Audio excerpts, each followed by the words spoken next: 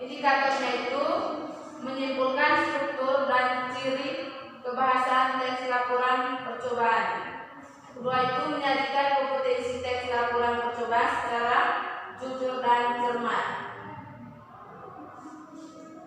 Tujuan pembelajaran kita hari ini, yang pertama itu peserta didik mampu menelaah struktur teks laporan hasil percobaan. Yang kedua itu peserta didik mampu menganalisis struktur teks laporan percobaan dengan tepat. Dan yang ketiga itu peserta didik mampu menganalisis komponen teks laporan percobaan, yaitu pernyataan umum dan klasifikasi. Baik, siapa yang tahu pengertian dari laporan percobaan? Apakah saya menjawab? Ya, silakan Anita. Teks laporan percobaan adalah teks berisi proses dan hasil percobaan. Baik, terima kasih Anita. Pengertian teks laporan percobaan yaitu teks berisi proses dan hasil percobaan. Dari pengertian tersebut dapat disimpulkan bahwa laporan percobaan adalah teks yang berisi seluruh proses, kondisi, dan hasil penyelidikan terencana. Dalam teks laporan percobaan itu terdapat ciri-ciri. Yang pertama itu melaporkan hasil dari percobaan. Yang kedua itu percobaan ilmiah dilaksanakan untuk menguji sesuatu. Yang ketiga itu menjabarkan atau memaparkan tujuan percobaan. Yang keempat itu menjabarkan bahan dan alat yang dibutuhkan untuk melaksanakan percobaan. Yang kelima itu menjabarkan prosedur pelaksanaan percobaan dan melaksanakan pengamatan. Yang berikut menjabarkan pencatatan hasil dari percobaan. Dan yang terakhir itu membuat simpulan hasil dari percobaan menurut hasil analisis terhadap data hasil dari pengamatan. Dalam teks laporan hasil percobaan itu terdapat ciri-ciri teks laporan. Ketika kamu ingin menulis teks laporan percobaan, ada beberapa hal yang harus kamu perhatikan. Di antaranya sebagai berikut. Yang pertama itu objektif, yaitu menyampaikan informasi dengan sebenar-benarnya meskipun hasil percobaan tidak sesuai dengan keinginan. Yang kedua itu sesuai fakta, yaitu hasil yang ditulis dalam teks laporan percobaan itu benar-benar sudah dilakukan. Dan yang ketiga itu lengkap. Lengkap di sini menyampaikan semua informasi dalam teks laporan percobaan tersebut. Kemudian dalam teks laporan percobaan itu terdapat struktur teks laporan percobaan. Yang pertama itu ada dua struktur. Yang pertama itu pernyataan umum. Pernyataan umum di sini berfungsi untuk menentukan klasifikasi aspek dari sesuatu yang dibahas secara umum. Yang kedua itu uraian. Uraian di sini berfungsi untuk menggambarkan sesuatu yang dibahas secara rinci.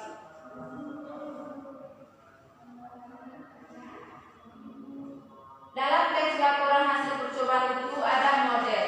Model laporan hasil percobaan itu yang pertama itu harus ada tujuan yang berisi tentang tujuan laporan yang akan disampaikan.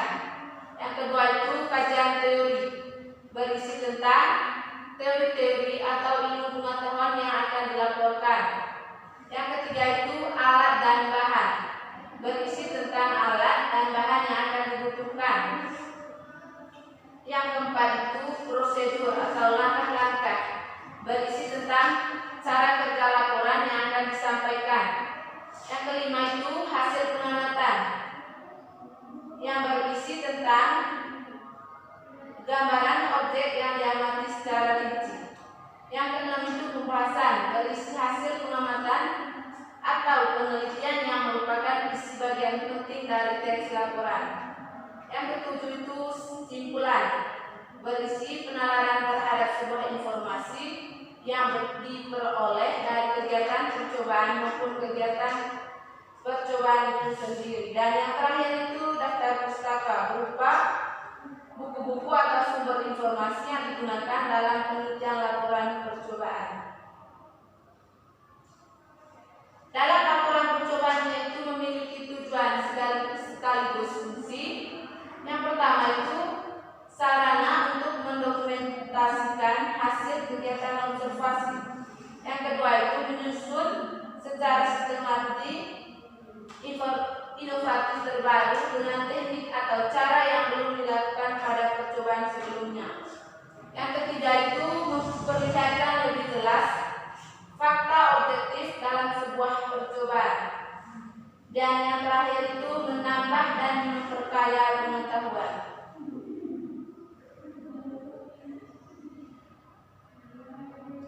Di sini Ibu akan memberikan contoh teks laporan percobaan. Contoh sederhananya itu membuat contoh teks laporan percobaan membuat layang-layang. Di sini tujuannya itu membuat layang-layang yaitu satu dari sekian banyak kerajinan tangan sederhana secara praktis yang bisa Anda nikmati bersama dengan anak, ponakan, adik atau anggota keluarga Anda. Yang kedua itu alat dan bahan. Yang pertama itu satu bilah bambu tipis dengan lebar kurang lebih 1 cm serta panjang lebih kurang 6-80 cm tergantung panjang layangan yang mau dibuat. Yang kedua itu satu bilah bambu tipis dengan lebar kurang lebih 1 cm serta panjang lebih kurang 40-50 cm tergantung lebar layangan yang mau dibuat. Yang ketiga itu kertas minyak dengan ukuran sama yang kiranya cukup dengan ukuran bambu. Yang keempat itu spidol, yang kelima itu gunting, yang keenam itu meteran, yang kelima itu isolasi, dan yang keenam pita gulung yang tebal, dan yang terakhir benang atau tali tipis. Langkah-langkahnya itu yang pertama, letakkan kedua bilah bambu dalam posisi menghilang, yakni dengan titik temu pada 1/3 bambu yang paling panjang. Dan yang kedua itu ikatan kedua benda itu dengan menggunakan benang maupun tali tipis. Yang ketiga itu ikat serta kaitkan keempat ujung bambu tadi memakai tali atau barang hingga rangka layang-layang berbentuk bacik seperti bentuk layangan pada umumnya. Yang keempat itu jika rangka sudah selesai, lantas tempatnya rangka itu di atas kertas minyak. Yang kelima itu buat tanda di kertas itu dengan menggunakan spidol mengikuti pola rangka layang-layang. Yang keenam itu supaya lebih aman, berikan jarak kurang lebih 2-5 cm dari ukuran aslinya. Yang keenam itu potong kertas itu dengan menggunakan gunting sesuai sama garis yang udah dibuat. Yang kelima itu bila sudah, rekatlah kertas itu kerangka dengan memakai isolasi. Janganlah lupa lembar sisa kertas dibalik terlebih dulu hingga yang diisolasi yaitu sisi belakangnya. Yang berikut, jika dibutuhkan kertas koran atau pita dapat dipakai untuk dijadikan ekor. Tidak hanya untuk memperindah, ia juga berperan menyimbangkan layang-layang saat nanti diterbang. Yang berikut, buat lubang pada bagian tengah layang-layang atau di samping tempat bilangan rangka bambu, serta masukkan benang layangan ke lubang itu, lantas ikatannya ke rangka persilangan. Yang terakhir itu buat kembali lubang di bawah titik tengah kurang lebih 5-8 cm tergantung ukuran layang-layang. Hasil percobaannya itu, jika semua langkah-langkah dilakukan dengan benar, maka layang-layang bisa terbang dengan stabil. Nah, kesimpulan dari itu tadi, membuat layang-layang membutuhkan ketelitian yang cukup tinggi. Karena jika rangka yang dibuat tidak sesuai aturan, maka layang-layang tidak bisa diterbangkan. Baiklah contoh kecil dari teks laporan hasil percobaan. Sekarang, Ibu akan memberikan pertanyaan kepada kalian. Ada 4 pertanyaan sebentar. Harus kalian jawab dengan benar mengenai materi yang sudah disampaikan oleh Ibu tadi. Ibu akan membaca soalnya dan kalian mengerjakan soalnya itu dengan tepat ya. Iya, Bu. Catat soalnya yang pertama itu jelaskan perbedaan teks laporan percobaan dengan teks deskripsi. Sudah? Sudah, Bu. Yang kedua itu sebutkan struktur teks laporan percobaan. Yang ketiga itu sebutkan sistematika laporan percobaan. Dan yang keempat itu sebutkan ciri-ciri kebahasaan teks laporan percobaan. Silakan menjawab. Ibu memberi kalian waktu 4 menit saja ya. Baik, Bu.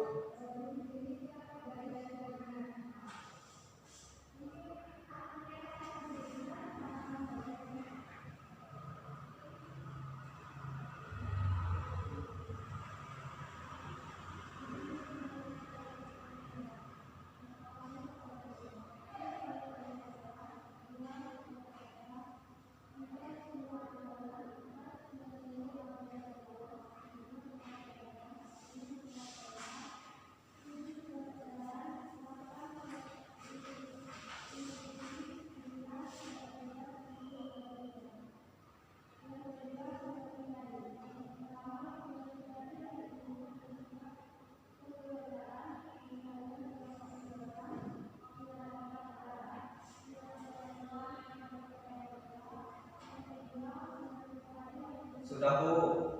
Belum, Bu.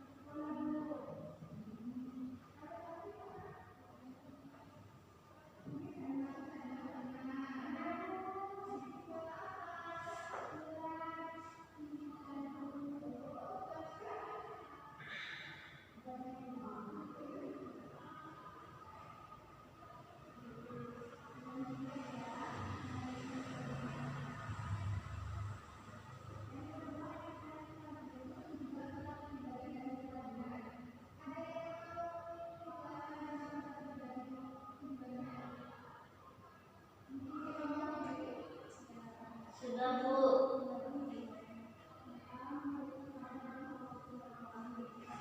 Apakah sudah semua? Kita sudah? Sudah, Bu.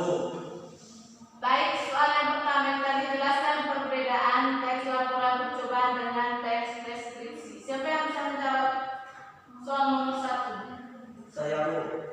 Ya, silakan. Nah, yang pertama itu perbedaan teks laporan dengan teks deskripsi. Yang pertama itu teks laporan adalah hasil tertulis dari kegiatan pengamatan yang dilakukan untuk tujuan memberikan informasi dari apa yang dilihat dan dinikmati kepada orang lain. Sedangkan teks deskripsi adalah teks yang menggambarkan suatu objek yang disampaikan dengan gagasan dan ide-ide yang detail, sehingga para pembacanya seolah-olah seperti sedang merasakan atau sedang berada dalam gambaran yang dipaparkan oleh sang penulis. Baik, pas sekali jawaban dan perhatian itu. Perbedaan teks laporan dengan teks deskripsi itu, teks laporan adalah hasil tertulis dari kegiatan pengamatan yang dilakukan untuk tujuan memberikan informasi dari apa yang dilihat dan diamati kepada orang lain. Sedangkan teks deskripsi adalah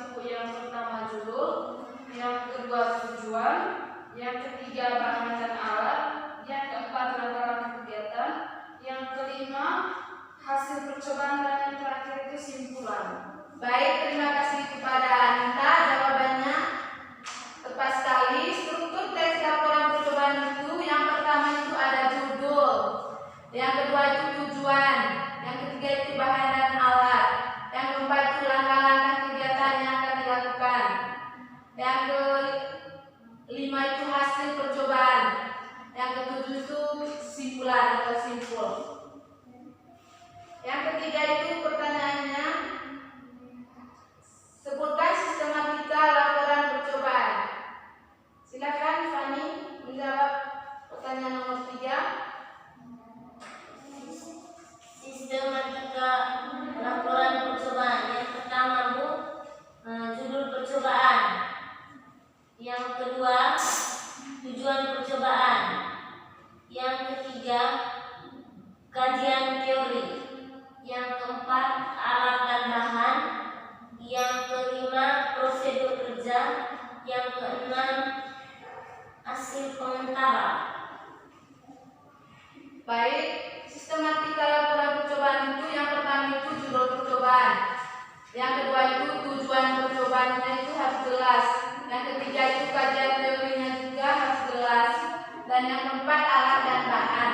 Yang kelima itu prosedur kerja. Yang keenam itu hasil pengamatan. Yang ketujuh itu analisis data dan pembahasan. Dan yang terakhir kesimpulan dan saran. Pertanyaan nomor 4 itu sebutkan ciri-ciri kebahasan teks laporan percobaan. Siapa yang bisa menjawabkan? Pertanyaan nomor 4, ciri-ciri kebahasan teks laporan percobaan. Saya Bu. Ya, silakan Mas Dian. Ya. Ciri-ciri kebahasan teks laporan percobaan yaitu ada 4. Yang pertama, menggunakan kalimat aktif. Yang kedua, menggunakan kata tugas yang logis seperti karena, tetapi, ketika, dan lain-lain. Yang ketiga, memperkenalkan aspek umum atau kelompok dalam kurung genetik. Nah, yang terakhir yaitu tidak ada urutan waktu, tetapi urutan kegiatan. Baik, lupa sekali jawaban dan perhatian itu. Baik, kita akan menyimpulkan materi kita hari ini. Mungkin dari kalian bisa menyimpulkan materi kita pada pagi hari ini. Tidak bisa Bu. Baik, kalau tidak bisa juga akan menyimpulkan materi kita pada pagi hari ini itu tentang tadi teks laporan percobaan. Kita sudah belajar bersama tadi bahwa pengertian teks laporan percobaan adalah teks yang berisi proses dan hasil percobaan. Dari pengertian tersebut dapat disimpulkan bahwa laporan percobaan adalah teks yang berisi seluruh proses, kondisi dan hasil penyelidikan terencana. Ciri-ciri teks laporan percobaan itu yang pertama tadi melaporkan hasil dari percobaan. Yang kedua itu percobaan ilmiah dilaksanakan untuk menguji sesuatu. Dan yang ketiga itu tadi menjabarkan atau memaparkan tujuan percobaan. Yang keempat itu tadi menjabarkan bahan dan alat yang dibutuhkan untuk melaksanakan percobaan. Yang kelima itu tadi menjabarkan prosedur pelaksanaan percobaan dan melaksanakan pengamatan. Yang keenam tadi menjabarkan pencatatan hasil dari percobaan. Dan yang terakhir itu membuat simpulan hasil dari percobaan menurut hasil analisis terhadap data hasil dari pengamatan. Ciri-ciri teks laporan percobaannya itu tadi yang pertama itu ada objektif. Objektif itu menyampaikan informasi dengan sebenar-benarnya, meskipun hasil percobaan tidak sesuai dengan kegiatan. Yang kedua itu sesuai fakta. Hasil yang ditulis dalam teks laporan percobaan benar-benar sudah dilakukan. Yang ketiga itu lengkap, menyampaikan sesuatu informasi dalam teks laporan percobaan. Dalam teks laporan percobaan itu terdapat struktur. Ada 2 struktur. Yang pertama itu tadi pernyataan umum. Pernyataan umum di sini berfungsi untuk menentukan klasifikasi aspek dan sesuatu yang dibahas secara umum. Sedangkan uraian itu berfungsi untuk menggambarkan sesuatu yang dibahas secara rinci. Dalam teks laporan percobaan juga terdapat model. Yang pertama itu tadi tujuan, berisi tentang tujuan laporan yang akan disampaikan. Yang kedua itu tadi kajian teori. Yang keempat itu prosedur atau langkah-langkah. Yang kelima itu hasil pengamatan. Yang keenam tadi ada pembahasan. Ketujuh kesimpulan.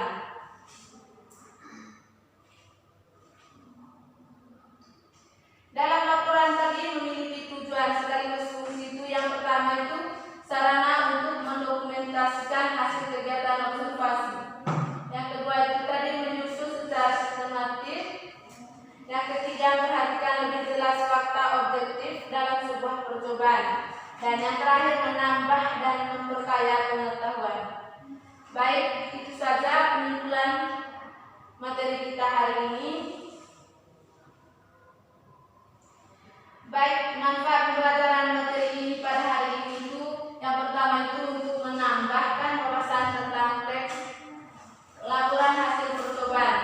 Yang kedua itu untuk menambah juga pengetahuan serta wawasan tentang objek atau proses yang telah dipelajari dalam teks laporan hasil percobaan. Baik, sebelum kita mengakhiri pembelajaran kita hari ini, sebelum Ibu akhiri, marilah kita berdoa. Satu orang mengangkat kita dalam doa. Silakan. Baik, sebelum kita mengakhiri pelajaran hari ini, marilah kita berdoa menurut agama dan kepercayaan masing-masing. Berdoa dimulai. Berdoa selesai.